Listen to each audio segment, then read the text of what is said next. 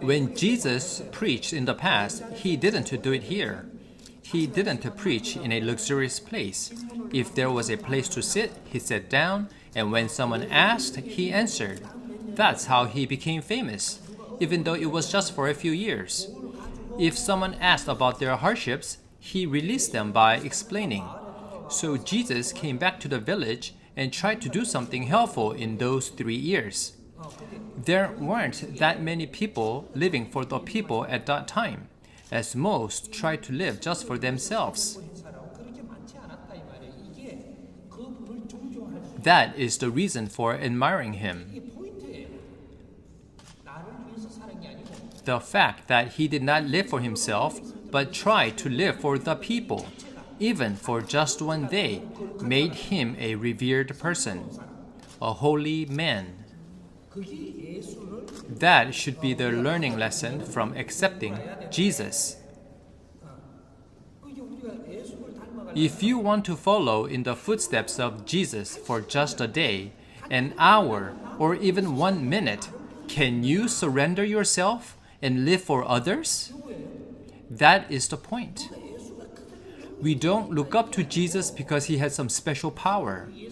People who live for others always have power. You will have the ability if you try to live for others, and if you are selfish, then you deserve to be scolded. If you are greedy for yourself, you will have a tough time. Many people think the desire to have money is greed, but they are mistaken. The desire for wealth is not really greed. Just because you know something, feel smart and have power, you try to lead others to do what you want. Trying to control others at your will is actually greed. You need to understand what true greed is. If you are truly greedy, then you will receive a blow. If you want a lot of money, you won't be punished, but grand nature will give you money. If you are greedy for money, grand nature will give you money. After giving money to you, grand nature will see how you spend it. If you use the money incorrectly, nature will take all that money away. You will face tremendous suffering at that time. The desire for wealth is not really greed. If you don't live correctly with all that wealth, then nature will take it away. Grand nature is not punishing you, but you get sick or suffer when nature removes your wealth. You will suffer if you try to resist, but you will eventually lose it. Trying to manipulate other people's lives at will is real greed. So those who study Jungbub should not try to teach others with your ideas. You will suffer for being greedy because you are still immature to teach others. You will realize it precisely when time passes by. What you know is what you know. What others know is what they know. You can discuss it, but you should not keep insisting that you are right. Do not argue that you are correct. And don't say that you have done well just because you have studied Jungbub for 10 years. Even though you've been listening for 10 years, your behavior hasn't changed at all. Then nature will strike you down. Why? If you waste 스승님's time and don't change, wouldn't that be a problem? If you don't answer, does that mean everyone changed? 스승 is the one who exists not by himself, but by all the collected energies.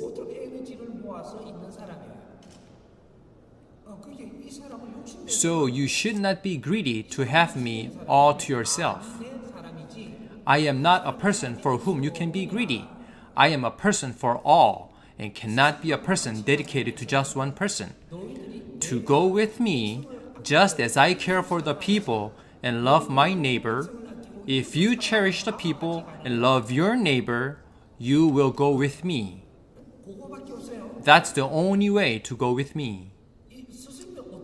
You need to know who this 스승 is first, and then you can come closer to me. A selfish person cannot get close to me even though they are nearby me. They will be leaving any time. It's not my doing, but grand nature makes it happen. Do not be greedy. People who are always better than you are those who are working hard for society. Aren't you ashamed of living a selfish life? So you should help them. As you do so, you will change too. That's our study. Don't think about the study of Jungbub differently. We are Hongikingans. We need to become a public figure. Don't be greedy and be annoyed that things don't go your way. Failing to succeed in your way is because you lack the ability. You can do something for society in your place, and while doing it, you are growing yourself. That's how you're going to become a big star in society. This is what God wants. We are God's children and God's workers. We are God's workers first and His children second. So, if we are working as God had intended, God helps us. However, if we go against God's will, God will not punish us, but will not help us. I came to the world as God's worker. When I came out into society, people said that you need a license from the church to be God's worker. I studied directly from God, so I don't have any organization. So I am a one-person organization. That's why no one recognizes me. So the people come to me. Now all the people will come to hear the voice of God. God's disciples should speak. People don't follow someone just because they have a certificate and preach. God's words should be relevant to what we need to hear. Suitable words for people living in this era are God's words. God's worker knows your level of understanding and sees everything you did last night, knows what you did a year ago, knows the circumstances around your birth, and so as God's worker, knowing who you are, I am giving the appropriate lecture to you right now. If you have weaknesses, correct them. Then you will shine in the future. So I tell you what you need to correct.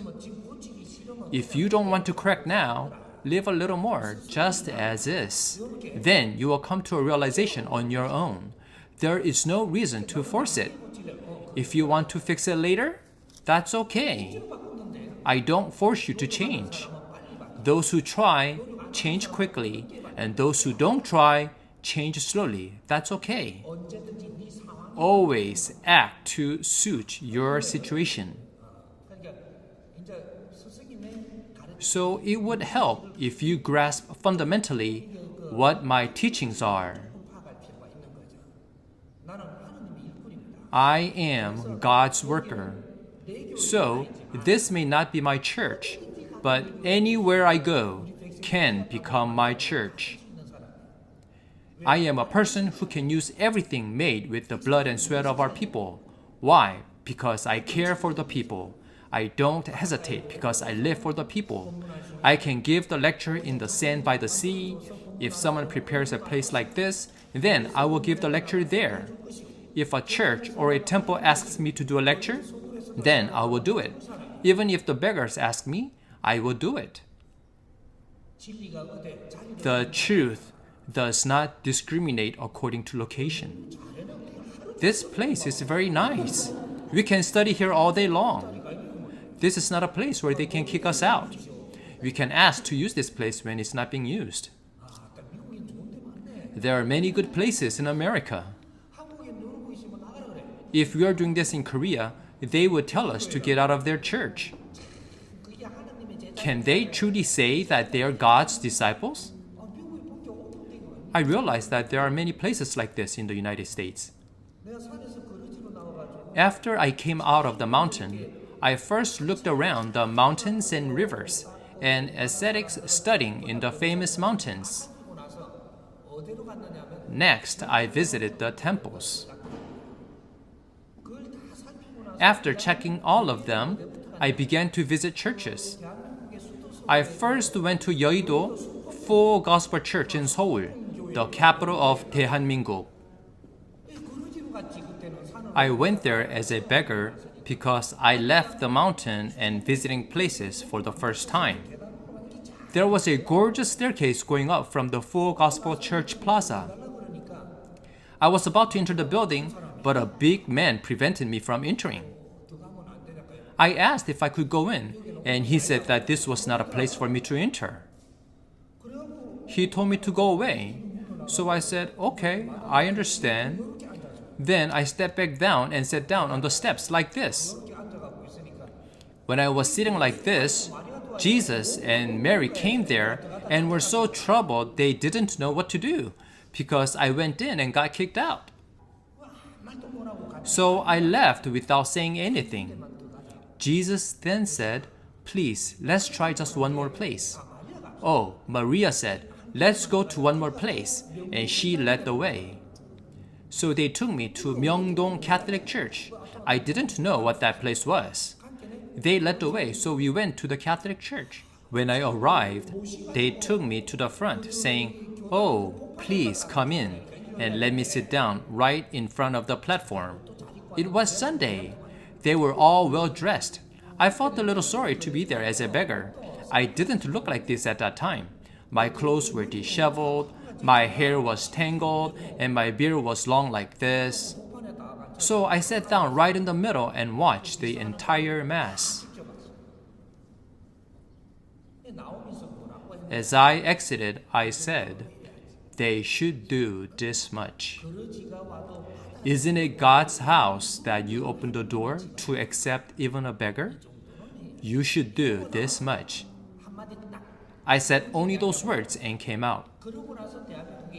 From then on, the number of Christians in Korea decreased and the number of Catholics increased.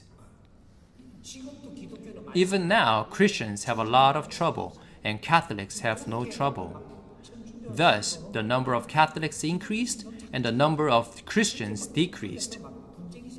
That's why there's dispute happening there right now. When a saint moves, he goes to give people strength, but also to weaken them. Just from a word. The saint's eyes don't make a mistake. If you open the door of God's house and invite the public, you must first embrace the poor and the needy. People with power should store their strength for the difficult and the weak. So the question is, will you open your eyes to live for those in suffering? That's the point.